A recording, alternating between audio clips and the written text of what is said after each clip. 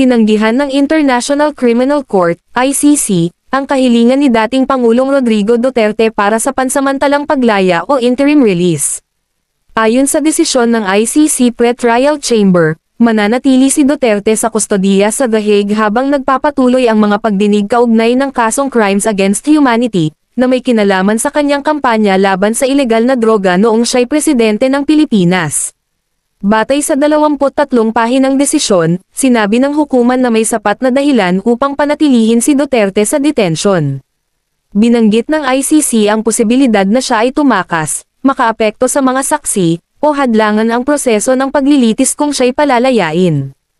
Idiniin din ng hukuman na hindi sapat ang mga argumento ng depensa hinggil sa kalusugan, edad, at mga kondisyon ng posibleng paglaya upang mapawi ang mga panganib na nabanggit.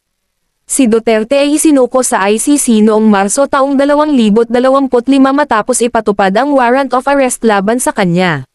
Sa kabila ng kanyang mga apela, nananatili siyang nakakulong sa Scheveningen Detention Facility sa Netherlands. Ang desisyong ito ng ICC ay nagpapakita ng pagpapatupad ng batas internasyonal at ng kahalagahan ng pananagutan sa mga kasong may kinalaman sa karapatang pantao.